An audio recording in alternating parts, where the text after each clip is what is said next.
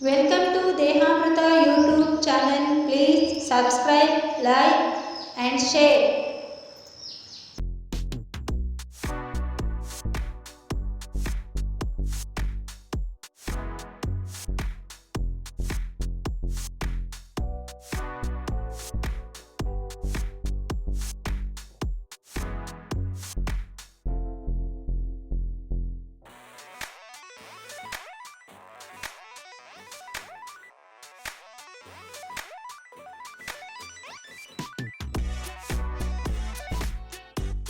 ಈ ಪುನರ್ನವ ಸಸ್ಯದಿಂದ ಯಾವೆಲ್ಲ ಆರೋಗ್ಯದ ಲಾಭಗಳಿದೆ, ಹಾಗೆ ಇದನ್ನು ನಾವು ಅಡುಗೆಯಲ್ಲಿ ಯಾವ ರೀತಿ ನಾವು ಉಪಯೋಗಿಸಬೇಕು, ಯಾವ ರೀತಿ ಇದನ್ನು ಬಳಸೋದ್ರಿಂದ ಆರೋಗ್ಯದ ಲಾಭಗಳಿದೆ ಅನ್ನೋದ್ರ ಬಗ್ಗೆ ನಾನು ತಿಳಿಸ್ಕೊಡ್ತಾ ಬರ್ತೀನಿ.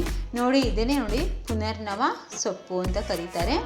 ನಮ್ಮ ಕಡೆ ಹಾಗೆ ಕರೆಯೋದು. ಇದನ್ನು ನಾನು ವರ್ಷದಲ್ಲಿ ನೀವು ಹೊಂಗನೆ ಸೊಪ್ಪಿನ ಜೊತೆಗೆ ಈ ಸೊಪ್ಪನ್ನ ವರ್ಷದ 4-5 ಸರಿ ನಾವು ಸೇವನೆ ಮಾಡ್ತೀವಿ. ಇದನ್ನು ತೊಗೊಂಡು ಬರಲಿಕ್ಕೆ ಅಂತ ಹೇಳಿ ಆ ಕಡೆ ತೋಟಕ್ಕೆ ಗದ್ದೆಗೆ ಹೋಗ್ತೀವಿ. ಆವಾಗ ಹೊಂಗನೆ ಸೊಪ್ಪು, ಪುನರ್ನವ ಸೊಪ್ಪು, ಆಮೇಲೆ ಮುಳ್ಳು ಹರಬೆ ಸೊಪ್ಪು ಸಿಕ್ಕರೆ ಅದನ್ನು ತೊಗೊಂಡು ಬಂದು ನಾವು ಸಾಂಬಾರು ಪಲ್ಯ ಮಾಡಿಕೊಂಡು ಒಂದು 2 ಮಳೆ ಬಿದ್ದ ತಕ್ಷಣ ಚೀಲ ತೊಗೊಂಡು ಹೊರಟ್ಬಿಡ್ತೀವಿ ಫ್ರೆಂಡ್ಸ್. ನೋಡಿ, ಈ ರೀತಿ ನಾವೆಲ್ಲ ಸೊಪ್ಪನ್ನು ಇವಾಗ ಕಿತ್ಕೊಂಡು ಬರೋಕ್ಕೆ ಹೋಗಿದ್ವಿ. ಆವಾಗ ಮಳೆ ವಾತಾವರಣ ತುಂಬ ಚೆನ್ನಾಗಿ ಮೋಡ ಎಲ್ಲ ಕವಿದ ವಾತಾವರಣ ಇತ್ತು. ಅದನ್ನು ವಿಡಿಯೋ ಮಾಡಿದ್ದೀನಿ. ನೋಡಿ ನನ್ನ ಮಗ ಯಾವ ರೀತಿ ಬಾಲ್ ಆಡ್ತಾ ಇದ್ದಾನೆ ಅಂತ ಹೇಳಿ. ನಾವು ಸೊಪ್ಪು ಹರ್ಕೊಂಬರೋಕ್ಕೆ ಹೋದಾಗ ತುಂಬ ಜೋರಾಗಿ ಮಳೆ ವಾತಾವರಣ ಇದ್ದಿತ್ತು. ನಮ್ಮೂರು ನೋಡಿ ಎಷ್ಟು ಸುಂದರವಾಗಿ ಕಾಣಿಸ್ತಾ ಇದೆ. ಈ ಮಳೆ ವಾತಾವರಣದಲ್ಲಿ ಒಂದು ವಿಡಿಯೋ ಮಾಡೋಣ ಅಂತ ಮಾಡಿದೆ. ಸ್ವಲ್ಪ ಫಾಸ್ಟಾಗಿ ಇದು ಮಾಡಿ ಹಾಕಿದ್ದೀನಿ, ವಿಡಿಯೋ ಲಾಂಗ್ ಆಗುತ್ತೆ ಅಂತ ಹೇಳಿ. ನೋಡಿ, ಸುತ್ತಮುತ್ತ ನಮ್ಮ ಮನೆ ಸುತ್ತಮುತ್ತ ಎಷ್ಟು ಚೆನ್ನಾಗಿದೆ ಅಂಥೇಳಿ ವಾತಾವರಣ. ಮಕ್ಕಳಿಗೆ ಆಟ ಆಡಲಿಕ್ಕೆ ಒಳ್ಳೆ ಗ್ರೌಂಡ್ ಇದೆ. ಹಾಗೆ ನಮಗೆ ಸೊಪ್ಪು ಬೇಕಾದ್ರೂ ಕೂಡ ಇಲ್ಲಿ ಸ್ವಲ್ಪ ಒಂದು 10 ಹೆಜ್ಜೆ ದೂರ ಹೋದರೆ ನಮಗೆ ತುಂಬ ವಿಧವಾದ ಸೊಪ್ಪುಗಳು ಗದ್ದೆ ಬಯಲಲ್ಲಿ ನಮಗೆ ಸಿಗಲಿಕ್ಕೆ ಕಾಣ್ಬೋದು ಫ್ರೆಂಡ್ಸ್. ನೋಡಿ, ನಾನಿವಾಗ ಪುನರ್ನವ ಸೊಪ್ಪಿನ ಆರೋಗ್ಯದ ಲಾಭಗಳೇನಪ್ಪ ಅನ್ನೋದ್ರಿಂದ ಹೇಳೋದಾದರೆ, ಇದನ್ನು ನಾವು ವರ್ಷದಲ್ಲಿ 3 ಸರಿ 4 ಸರಿ 3 ತಿಂಗಳಾದ್ರೂ ನಿಮಗೆ ಸಿಕ್ಕೇ ಸಿಗುತ್ತೆ. ಇದು ನೀರು ಸದಾಕಾಲ ಬೀಳ್ತಿರೋದಲ್ಲ, ಆ ಜಾಗದಲ್ಲಿ ಈ ಕೆರೆ ದಂಡೆ ಮೇಲೆ ಆಮೇಲೆ ಇದು ಮನೆಯ ಹುಲ್ಲುಗಾವಲು ಬೆಳ್ಕೊಂಡಿರುತ್ತಲ್ಲ, ಅಲ್ಲಿ ಮಾಮೂಲಾಗಿ ಎಲ್ಲ ಕಡೆ ಬೆಳೆದಿರುತ್ತೆ, ಗದ್ದೆ ಅಂತಲ್ಲ. ನೋಡಿ, ಈ ರೀತಿ ಸೊಪ್ಪು ಬಾರ್ಡರಲ್ಲಿ ಸ್ವಲ್ಪ ರೆಡ್ ಬಂದಿರುತ್ತೆ. ಹಾಗೆ ಸ್ವಲ್ಪ ಬಿಳಿ ಮತ್ತು ಗುಲಾಬಿ ಮಿಶ್ರಿತ ಚಿಕ್ಕ ಹೂ ಬಿಟ್ಟಿರುತ್ತೆ. ನೋಡಿ, ಸ್ವಲ್ಪ ಬಾರ್ಡ್ರಲ್ಲಿ ರೆಡ್ ಇರುತ್ತೆ ಸೊಪ್ಪು.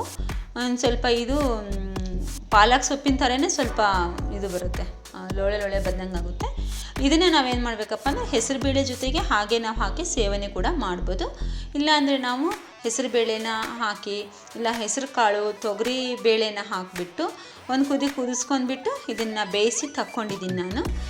ತಗೊಂಡ್ಬಿಟ್ಟು ಸಾಂಬಾರು ಮಾಡೋದನ್ನು ತೋರಿಸ್ತಾ ಇದ್ದೀನಿ. ಬನ್ನಿ ನೋಡೋಣ ಹೇಗೆ ಮಾಡೋದು ಅಂಥೇಳಿ. 2 ಟೇಬಲ್ ಟೀ ಸ್ಪೂನಷ್ಟು ಎಣ್ಣೆ ಹಾಕಿದ್ದೀನಿ. ನಾನು ತುಂಬ ಎಣ್ಣೆ ಯೂಸ್ ಮಾಡಲ್ಲ. ಹಾಗೆ ಒಂದು ಅರ್ಧ ಟೇಬಲ್ ಟೀ ಸ್ಪೂನಷ್ಟು ಸಾಸಿವೆ ಹಾಕಿದ್ದೀನಿ.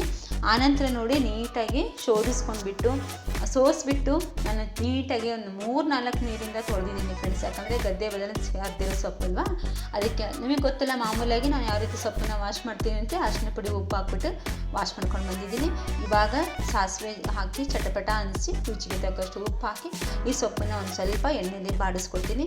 ಒಂದು ಸ್ವಲ್ಪ ಖಾರ ಬೆಳ್ಳುಳ್ಳಿ ತಿನ್ನುವಾಗ ಬಾಯಿ ಹೇಗಾಗುತ್ತಲ್ಲ ಆ ರೀತಿ ಆಗುತ್ತೆ. ಆ ಕಾರಣಕ್ಕೆ ನಾವು ಸ್ವಲ್ಪ ಇದನ್ನು ಎಣ್ಣೆಯಲ್ಲಿ ಬಾಡಿಸ್ಕೊಳ್ಳೇಬೇಕು. ಈ ರೀತಿ ಬಾಡಿಸ್ಕೊಂಡ್ಬಿಟ್ಟು ನಾವೇನು ಮಾಡಬೇಕಪ್ಪ ಅಂದರೆ ಬೇಳೆನ ಬೇಯಿಸ್ಕೊಳ್ತೀವಲ್ವ, ಅದ್ರ ಜೊತೆ ಹಾಕೊಂಡ್ಬಿಟ್ಟು ಸಾಂಬಾರು ಪುಡಿ, ಆಮೇಲೆ ಅರಿಶಿನ ಪುಡಿ, ಸಾಂಬಾರು ಪುಡಿ, ಉಪ್ಪು, ಈರುಳ್ಳಿ, ಬೆಳ್ಳುಳ್ಳಿ, ಹಾಗೆ ಟೊಮೊಟೊ ಎಲ್ಲದನ್ನು ಹಾಕಿಬಿಟ್ಟು ಬೇಳೆನ ಯಾವ ರೀತಿ ಬೇಯಿಸ್ಕೊಳ್ತೀವಲ್ವ, ಸಾಂಬಾರಿಗೆ ರೆಡಿ ಮಾಡ್ಕೊಳ್ತೀವಲ್ವ, ಅದೇ ರೀತಿ ತೊಗರಿಬೇಳೆ ಆಯಿತು, ಕಡಲೆಬೇಳೆ ಆಯಿತು, ಆಮೇಲೆ ಹೆಸರು ಬೇಳೆ, ಈ ರೀತಿ ನಾವು ಯಾವ್ದಾದ್ರು ಬೇಳೆ ಜೊತೆಗೆ ಇದನ್ನು ಹಾಕ್ಕೊಂಡ್ಬಿಟ್ಟು ನಾವು ಅಡುಗೆ ಮಾಡಿಕೊಂಡು ಸೇವನೆ ಮಾಡ್ಬೋದು. ನೋಡಿ, ನಾನಿವಾಗ ಇದನ್ನು ಪಲ್ಯನೂ ಮಾಡ್ಕೋಬೋದು, ಹಾಗೆ ಸಾಂಬಾರು ಮಾಡ್ಕೋಬೋದು.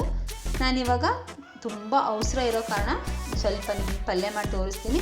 ಸಾಂಬಾರನ್ನ ಇನ್ನೊಂದು ಸರಿ ಮಾಡಿ ತೋರಿಸ್ಲಿಕ್ಕೆ ಪ್ರಯತ್ನ ಪಡ್ತೀನಿ. ಒಂದು ಸ್ವಲ್ಪ ಬಾಡಿಸ್ಕೋಬೇಕು ಎಣ್ಣೆಯಲ್ಲೇ, ಒಂದು ಸ್ವಲ್ಪ ಚೆನ್ನಾಗಿ ಬೇಯ್ಕೊಳ್ಳಿ. ಇದಾದ ನಂತರ ನಾನು ಸೈಡಿಗೆ ಇನ್ನೊಂದು ಕಡೆ ಬಂದುಬಿಟ್ಟು ಬೇಳೆ ಬೇಯಿಸ್ಕೊಂಡು ಬಂದುಬಿಡ್ತೀನಿ. ನಾನಿವಾಗ ರೀತಿ ಒಂದು ಸ್ವಲ್ಪ ಇದು ಕಲರ್ ಚೇಂಜ್ ಆಗೋ ಥರ ಬೇಯಿಸ್ಕೊಂಡ್ರೆ ಸಾಕು ಫ್ರೆಂಡ್ಸು. ನೋಡಿ, ಇದರ ಸೇವನೆಯಿಂದ ನಮಗೆ ಯಾವೆಲ್ಲ ಆರೋಗ್ಯದ ಲಾಭಗಳಿದೆ ಅನ್ನೋದಾದರೆ, ಇದರ ಸೇವನೆಯಿಂದ ರಕ್ತ ಸಂಚಾರ ನಮಗೆ ಸರಾಗವಾಗಿ ಆಗಲಿಕ್ಕೆ ತುಂಬ ಸಹಾಯ ಆಗುತ್ತೆ. ಹಾರ್ಟಲ್ಲಿ ಬ್ರೈನಲ್ಲಿ ಬ್ಲಡ್ ಕ್ಲಾತ್ ಆದರೆ ಈಸಿಯಾಗಿ ಇದರಿಂದ ನಮಗೆ ಅದರಿಂದ ನಾವು ಮುಕ್ತಿನ ಪಡ್ಕೋಬೋದು. ಈ ಸೊಪ್ಪನ್ನ ಸೇವನೆ ಮಾಡೋದ್ರಿಂದ ಏನಿಲ್ಲ, ಸಿಂಪಲಾಗಿ ಹೇಳ್ಬೇಕಂದ್ರೆ ರಕ್ತ ಸಂಚಾರಕ್ಕೆ ಇದು ತುಂಬ ಹೆಲ್ಪ್ ಮಾಡುತ್ತೆ. ಆಮೇಲೆ ತಲೆಯಲ್ಲಿ ಕೆಲವೊಂದು ಸಾರಿ ರಕ್ತ ಕಟ್ಟಿಬಿಟ್ಟು ಸ್ಟ್ರೋಕ್ ಆಗುತ್ತೆ ಅಥವಾ ತಲೆನೋವು ಬರ್ತಿರುತ್ತೆ ಪದೇ ಪದೇ. ಹಿಂಗೆ ಬಗ್ಗಿ ಎದ್ದ ತಕ್ಷಣ ತಲೆ ಸುತ್ತ ಬರೋದು, ತಲೆನೋವು ಬರೋದು ಆಗುತ್ತಲ್ವಾ, ಅದಕ್ಕೆ ಈ ಸೊಪ್ಪಿನ ಸಾಂಬಾರು ಪಲ್ಯ ಮಾಡಿಕೊಂಡು ಸೇವನೆ ಮಾಡಬೇಕು ಫ್ರೆಂಡ್ಸ್. ಇವಾಗ ನೋಡಿ, ನಾನು ತೊಗರಿಬೇಳೆ ಹೆಸರು ಕಾಳು ಎರಡನ್ನೂ ಹಾಕಿದ್ದೀನಿ. ಅದೊಂದು ಸ್ವಲ್ಪ ಹಾಕಿಬಿಟ್ಟು ಅರಿಶಿನ ಪುಡಿ ಉಪ್ಪು ಹಾಕಿಬಿಟ್ಟು ಅದ್ರ ಜೊತೆಗೆ ನಾನು ಏನು ಮಾಡ್ತಾಯಿದ್ದೀನಿ, ಸ್ವಲ್ಪ ಎಣ್ಣೆ ಹಾಕಿ ಬಾಡಿಸ್ಕೊಂಡಂಥ ಪುನರ್ನವ ಸೊಪ್ಪನ್ನು ಹಾಕಿ ಅದು ಹಣ್ಣಾಗೋ ತನಕ, ಕಾಳು ಬೇಯೋ ತನಕ, ಯಾವ ಕಾಳು, ಹೆಸರು ಕಾಳು ಬೇಯೋ ತನಕ ಸ್ವಲ್ಪ ಪಲ್ಯಕ್ಕೆ ಹೆಂಗೆ ಬೇಕೋ ಆ ಹದದಲ್ಲಿ ಸ್ವಲ್ಪ ಬೇಯಿಸ್ಕೊಳ್ಳಿ. ಹಿಚ್ಚಿಗಿದ್ರೆ ಸ್ವಲ್ಪ ಸ್ಮ್ಯಾಶ್ ಆಗೋ ಥರ ಇರಬೇಕು.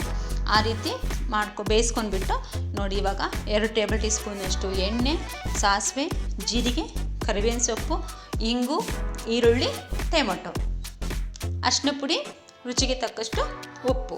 ನಾವು ಆಲ್ರೆಡಿ ಸೊಪ್ಪು ಬೇಯಿಸುವಾಗಲೂ ಉಪ್ಪು ಹಾಕಿದ್ದೀವಿ, ಬೇಳೆಗೂ ಉಪ್ಪು ಹಾಕಿರ್ತೀವಲ್ವ. ಇದಕ್ಕೆ ಉಪ್ಪು ಹಾಕ್ಲಿಕ್ಕೆ ಕಾರಣ ಏನಪ್ಪ ಅಂದರೆ ಸ್ವಲ್ಪ ಈರುಳ್ಳಿಗೆ ಉಪ್ಪು ಹತ್ತಲಿ ಅಂತ. ಬೇಳೆ ಬೇಯಿಸುವಾಗ ಮತ್ತೆ ಉಪ್ಪು ಹಾಕೊಳಕ್ಕೆ ಹೋಗಬೇಡಿ, ಸೊಪ್ಪಿನಲ್ಲೇ ಬಾಡಿಸ್ಕೊಂಡಿರ್ತೀವಲ್ಲ ಅದೇ ಉಪ್ಪು ಸಾಕು. ಇದಕ್ಕೆ ಮಾತ್ರ ಏನಕ್ಕೆ ಹಾಕೋದಂದರೆ ಆ ಟೊಮೊಟೊ, ಈರುಳ್ಳಿ ಅದ್ರ ಜೊತೆ ಉಪ್ಪು ಚೆನ್ನಾಗಿ ಬೆಂದರೆ ಆ ಟೊಮೊಟೊ ಈರುಳ್ಳಿ ಬಾಯಿ ಸಿಗುತ್ತಲ್ವ, ಆವಾಗ ಒಂಥರ ಟೇಸ್ಟ್ ಇರುತ್ತೆ, ಸಖತ್ತ ಟೇಸ್ಟ್ ಇರುತ್ತೆ. ಇದಕ್ಕೆಲ್ಲ ಹಾಕ್ಕೊಂಡ್ಬಿಡಿ. ಸಾಸಿವೆ ಕಾಳು, ಎಣ್ಣೆಗೆ ಸಾಸಿವೆ ಕಾಳು ಹಾಕಿ, ಬೆಳ್ಳುಳ್ಳಿ ಬೇಕಾದ್ರೆ ಹಾಕ್ಕೊಳ್ಳಿ, ಕರಿಬೇವಿನ ಸೊಪ್ಪು ಹಾಕ್ಕೊಳ್ಳಿ, ಕೊತ್ತಂಬರಿ ಸೊಪ್ಪಲ್ಲಿ ಚಿಕ್ಕದಾಗಿ ಹೆಚ್ಚು ಹಾಕ್ಕೊಳ್ಳಿ, ಟೊಮೊಟೊ, ಈರುಳ್ಳಿ, ಸಾಂಬಾರು ಪುಡಿ, ಅಚ್ಚು ಖಾರದ ಪುಡಿ, ರುಚಿಗೆ ತಕ್ಕಷ್ಟು ಉಪ್ಪು ಹಾಕಿಬಿಟ್ಟು ಇದನ್ನು ಚೆನ್ನಾಗಿ ಗೊಜ್ಜಿನ ರೀತಿ ತಯಾರಾಗಬೇಕು. ಈರುಳ್ಳಿ ಮತ್ತು ಟೊಮೊಟೊ ಮೆತ್ತಗೆ ಆಗಬೇಕು. ಅದಾದ ನಂತರ ಈ ಬೇಯಿಸಿಟ್ಟಂತಹ ಪುನರ್ನವ ಸೊಪ್ಪು ಹಾಗೆ ಬೇಳೆನ ಹಾಕಿರ್ತೀವಲ್ವ, ಬೇಯಿಸ್ಕೊಂಡಿರ್ತೀವಲ್ವ, ಅದನ್ನು ಚೆನ್ನಾಗಿ ಬಸ್ತು ನೀರು ತಕ್ಕೋಬೇಕು. ನೀರು ತಕ್ಕೊಂಡು ನೀರನ್ನು ನಾವು ಮಸಾಲೆ ಹಾಕ್ಬಿಟ್ಟು ಕಟ್ಟಿನ ಥರ ಸಾಂಬಾರು ಮಾಡ್ಕೋಬೋದು. ಇಲ್ಲಾಂದರೆ ಇದೇ ಸೊಪ್ಪಿನ ಒಂದು ಹಿಡಿ ಮಿಕ್ಸಿಗೆ ಹಾಕಿಬಿಟ್ಟು ಅಥವಾ ಸ್ಮ್ಯಾಶ್ ಮಾಡಿಬಿಟ್ಟು ಒಗ್ಗರಣೆ ಕೊಟ್ಕೋಬೋದು, ಕೊಬ್ಬರಿ ತುರಿ ಹಾಕಿಬಿಟ್ಟು. ನೋಡಿ, ಇವಾಗ ಜೋಳದ ರೊಟ್ಟಿ ಜೊತೆ ನಮಗೆ ಪಲ್ಯ ಸವಿಯಲು ಸಿದ್ಧ. Thank you. ವಿಡಿಯೋನ ಇಲ್ಲಿ ತನಕ ನೋಡಿದ್ದೀರಾ ಅಂತ ಅಂದ್ಕೊಳ್ತೀನಿ. ಬನ್ನಿ, ಇವಾಗ ಪುನರ್ನವ ಸೊಪ್ಪನ್ನು ನಾವು ಯಾವ ರೀತಿ ಬೆಳೆಸೋದು ಅಂತ ಹೇಳ್ಕೊಡ್ತೀನಿ. ಇದು ದಪ್ಪ ಕಾಂಡ ತೊಗೊಂಡ್ಬಿಟ್ಟು ಒಂದು ಸ್ವಲ್ಪ ಮಣ್ಣನ್ನು ಸರಳ ಮಾಡಿಬಿಟ್ಟು ಅದರಲ್ಲಿ ಜಸ್ಟ್ ಹಿಂಗಿಟ್ರೆ ಸಾಕು, ಈ ಸೊಪ್ಪು ಬಂದುಬಿಡುತ್ತೆ. ಇಲ್ಲ ಅಂದರೆ ಸ್ವಲ್ಪ ಬೇರೆ ಸಮೇತ ಒಂದು ಸ್ವಲ್ಪ ಕಿತ್ಕೊಂಡು ಬನ್ನಿ. ದಪ್ಪ ಬೇರಿರೋದನ್ನು ನೋಡಿಬಿಟ್ಟು ಅದನ್ನು ಕೂಡ ನಾವು ಮಣ್ಣಲ್ಲಿ ಮಾಮೂಲಿ ಗಿಡನ ಯಾವ ರೀತಿ ನೆಡ್ತೀವೋ ಆ ರೀತಿ ನೆಟ್ಟರೆ ಪುನರ್ನವ ಸೊಪ್ಪು ನಮಗೆ ಬಂದುಬಿಡುತ್ತೆ. ನೋಡಿ, ಈ ರೀತಿ ಸ್ವಲ್ಪ ದಪ್ಪ ಬೇರನ್ನು ತೊಗೊಂಡು ಬಂದುಬಿಟ್ಟು ನೀವು ಸ್ವಲ್ಪ ಸೊಪ್ಪು ಮುಂದ್ಗಡೆದೆಲ್ಲ ಕಟ್ ಮಾಡಿಬಿಟ್ಟು ಹಚ್ಚಿದರೆ ಮಣ್ಣಲ್ಲಿ ಹತ್ಕೊಂಡ್ಬಿಡುತ್ತೆ. ಹಾಗೆ ಈ ಬೇರಿದೆಯಲ್ಲ, ತಲೆನೋವು ಇರೋರಿಗೆ ಈ ಬೇರನ್ನು ಸ್ವಲ್ಪ ನಿಂಬೆಹಣ್ಣಿನ ಹುಳಿಯಲ್ಲಿ ಸ್ವಲ್ಪ ತೆಗೆದುಬಿಟ್ಟು ಎಲ್ಲಿ ನೋವು ಬರುತ್ತೋ ಆ ನರಗಳ ಜಾಗದಲ್ಲಿ ಇಟ್ಟರೆ ಸ್ವಲ್ಪ ನಮಗೆ ನೋವಿನಿಂದ ನಾವು ಆರಾಮ ಪಡ್ಕೋಬೋದು. ಹಾಗೆ ರಕ್ತ ಸಂಚಾರಕ್ಕೆ ತುಂಬ ಒಳ್ಳೆಯದು. ನಿಮಗೆ ಇದರ ಬಗ್ಗೆ ಹೆಚ್ಚಿನ ಮಾಹಿತಿ ಬೇಕಾದಲ್ಲಿ ಖಂಡಿತ ಕಾಮೆಂಟ್ ಮಾಡಿ ತಿಳಿಸ್ತೀನಿ.